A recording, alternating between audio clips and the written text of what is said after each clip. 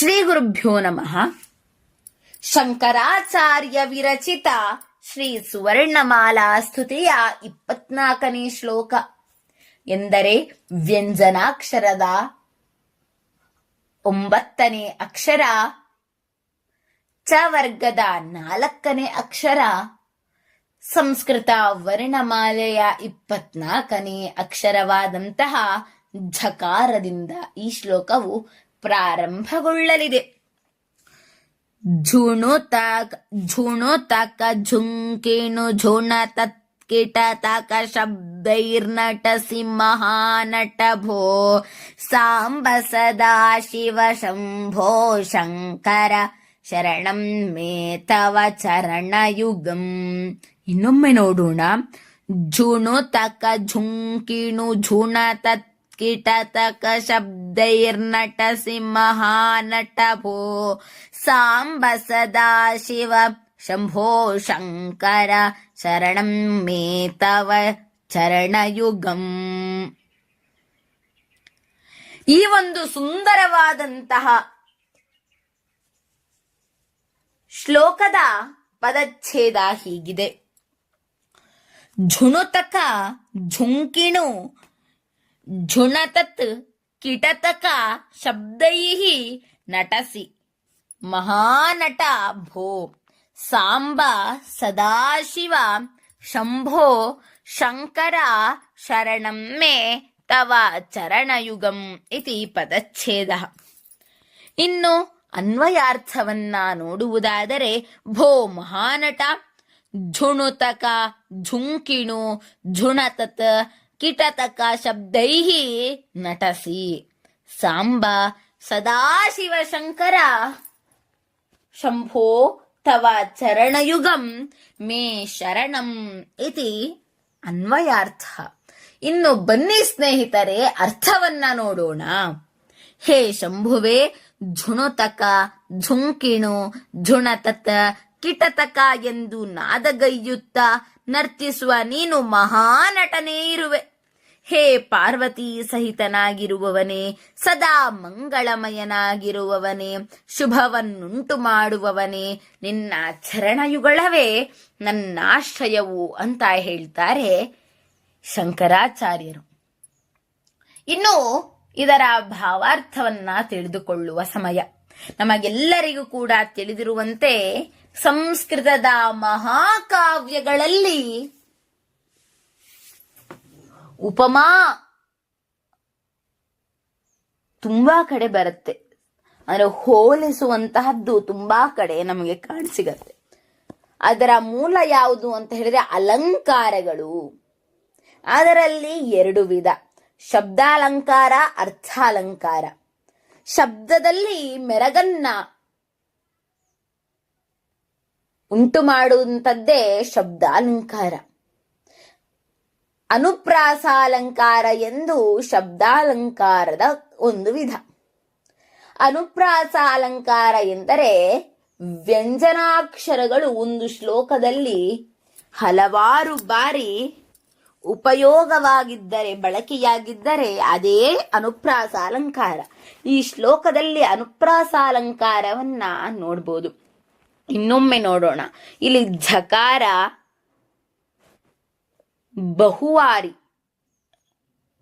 ಅಂದ್ರೆ ತುಂಬಾ ಸಲ ಪರಿವರ್ತನೆಯಾಗಿದೆ. ತಕಾರ ಪರಿವರ್ತನೆಯಾಗಿದೆ, ನುಕಾರ ಪರಿವರ್ತನೆಯಾಗಿದೆ, ತಕಾರ ಪರಿವರ್ತನೆಯಾಗಿದೆ. ಇದು ಶಬ್ದಾಲಂಕಾರದ ಒಂದು ವಿಧ. ಅದಕ್ಕೋಸ್ಕರ ಇನ್ನೊಮ್ಮೆ ಇದರ ಒಂದು ಮಾಧುರ್ಯವನ್ನ ಕೇಳೋಣ. ಝುಣು ತಕ ಝುಂಕಿಣು ಝುಣ ತತ್ ಕಿಟ ತಕ ಶಬ್ದೈರ್ನಟಸಿ ಮಹಾನಟ ಭೋ.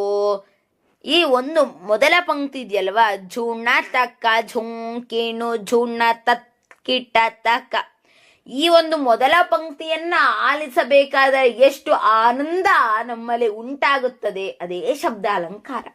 ಈ ಒಂದು ಶ್ಲೋಕದಲ್ಲಿ ಶಬ್ದಾಲಂಕಾರದ ಬಳಕೆಯಾಗಿದೆ. ಹಿಂದೂ ಪುರಾಣಗಳಲ್ಲಿ ಶಿವನ ನೃತ್ಯವು 2 ಪ್ರಮುಖ ರೂಪಗಳನ್ನ ಹೊಂದಿವೆ. ಮೊದಲನೆಯದು ಆನಂದ ತಾಂಡವ. ಸೃಷ್ಟಿ ಮತ್ತು ಸಂತೋಷದ ಸಂಕೇತ, ಇನ್ನೊಂದು ರುದ್ರತಾಂಡವ ವಿನಾಶದ ಸಂಕೇತ.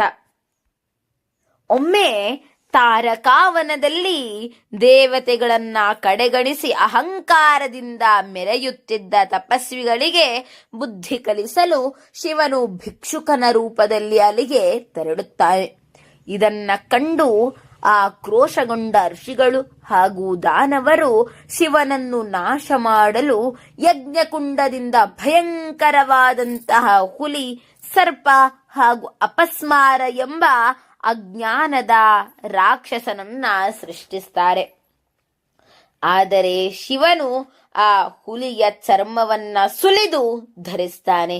ಸರ್ಪಗಳನ್ನೇ ಆಭರಣಗಳನ್ನಾಗಿ ಮಾಡಿಕೊಳ್ತಾನೆ. ಅದಕ್ಕೆ ಅವನಿಗೆ ಸರ್ಪಾಭರಣ ಅಂತ ಕರೀತಾರೆ. ನಂತರ ಅಜ್ಞಾನದ ಸಂಕೇತವಾದಂಥ ಅಪಸ್ಮಾರ ಎಂಬ ರಾಕ್ಷಸನ ಬೆನ್ನಿನ ಮೇಲೆ ತನ್ನ ಬಲಗಾಲನ್ನ ಇರಿಸಿ ವಿಶ್ವದ ಅಜ್ಞಾನವನ್ನ ತುಳಿದು ಜ್ಞಾನವನ್ನ ಬೆಳಗುವ ಸಂಕೇತವಾಗಿ ನರ್ತಿಸಲು ಪ್ರಾರಂಭಿಸ್ತಾನೆ. ಈ ಅದ್ಭುತವಾದ ನೃತ್ಯವೇ ಆನಂದ ತಾಂಡವ. ಈ ಸಮಯದಲ್ಲಿ ಶಿವನ ಕೈಯಲ್ಲಿರುವ ಡಮರುವು ಸೃಷ್ಟಿಯ ಶಬ್ದವನ್ನ ಓಂಕಾರ ಮತ್ತು ಇನ್ನೊಂದು ಕೈಯಲ್ಲಿರುವ ಅಗ್ನಿಯು ವಿನಾಶವನ್ನ ಬಿಂಬಿಸಿದೆ. ಶಿವನ ಈ ಭವ್ಯವಾದ ನೃತ್ಯ ರೂಪವನ್ನ ನಟರಾಜ ಎಂದು ಕರೀತಾರೆ. ಈ ನೃತ್ಯದ ಸೌಂದರ್ಯಕ್ಕೆ ಮಾರಿ ಹೋದ ಋಷಿಗಳು ಮತ್ತು ದೇವತೆಗಳು ತಮ್ಮ ಅಹಂಕಾರವನ್ನ ತೊರೆದು ಶಿವನ ಭಕ್ತರಾಗ್ತಾರೆ. ಶಿವನ ಈ ದೈವಿಕ ನೃತ್ಯವನ್ನ ನಾವು ನೃತ್ಯದ ಒಂದು ಆಕಾರವನ್ನ ನಟರಾಜ ಎಂದು ಪೂಜಿಸ್ತೇವೆ, ಅದನ್ನ ನಾವು ಗಮನಿಸ್ತೇವೆ. ಹಾಗೆ ಅವನು ಮಾಡ್ತಾ ಇರಬೇಕಾದ್ರೆ ಅಪಸ್ಮಾರ ಎಂಬ ರಾಕ್ಷಸನ ಬೆನ್ನಿನ ಮೇಲೆ ತನ್ನ ಕಾಲನ್ನ ಹಾಕಿ ನೃತ್ಯವನ್ನ ಆನಂದ ತಾಂಡವವನ್ನ ಮಾಡ್ತಾ ಇರಬೇಕಾದ್ರೆ ಆ ಒಂದು ನೃತ್ಯದಲ್ಲಿ ಝುಣತಕ ಎಂಬ ಶಬ್ದ ಆಗತ್ತೆ, ಝುಂಕಿಣು ಎಂಬ ಶಬ್ದ ಉಂಟಾಗತ್ತೆ, ಝುಣತತ, ಕಿಟತಕ ಎಂಬ ಶಬ್ದವು ಆ ಒಂದು ನೃತ್ಯದಲ್ಲಿ ಉಪಲಬ್ಧಿ ಆಗತ್ತೆ. ಅದಕ್ಕೆ ಹೇಳಿರೋದು ಝುಣತಕ, ಝುಂಕಿಣು, ಝುಣತತ್, ಕಿಟತಕ. ಈ ಶಬ್ದಗಳ ನಾದದೊಂದಿಗೆ ಶಿವ ಆನಂದ ತಾಂಡವವನ್ನ ಆಡ್ತಾನೆ. ಅಂತಹ ನೀನು ಮಹಾನಟ, ನಿನ್ನ ಮುಂದೆ ಯಾವ ನಟನು ಕೂಡ ನಿಲ್ಲಲಾರ. ಅಂತಹ ಮಹಾನಟ, ಮಹಾಂಚ ಅಸೌ ನಟಶ್ಚ ಮಹಾನಟ ಕರ್ಮಧಾರಯ ಸಮಾಸ. ಮಹಾನಟನೇ ನೀನು. ಪಾರ್ವತಿ ಸಹಿತನಾಗಿರುವವನೇ, ಸದಾ ಮಂಗಳಮಯನೇ, ಶುಭವನ್ನುಂಟು ಮಾಡುವವನೇ, ನಿನ್ನ ಚರಣಯುಗಳವೇ ನನ್ನಾಶ್ರಯವು ಎಂಬುದು ಇದರ ತಾತ್ಪರ್ಯವಾಗಿದೆ. ಮುಂದಿನ ಶ್ಲೋಕವನ್ನ ಮುಂದಿನ ಒಂದು ಸಂಚಿಕೆಯಲ್ಲಿ ನೋಡೋಣ. ಸರ್ವೇ ಜನಾಃ ಸುಖಿನೋ ಭವಂತು, ಸಕಲ ಸನ್ಮಂಗಲಾನಿ ಭವಂತು, ಲೋಕಾಃ ಸಮಸ್ತಾಃ ಸುಖಿನೋ ಭವಂತು. ಧನ್ಯವಾದಾಃ.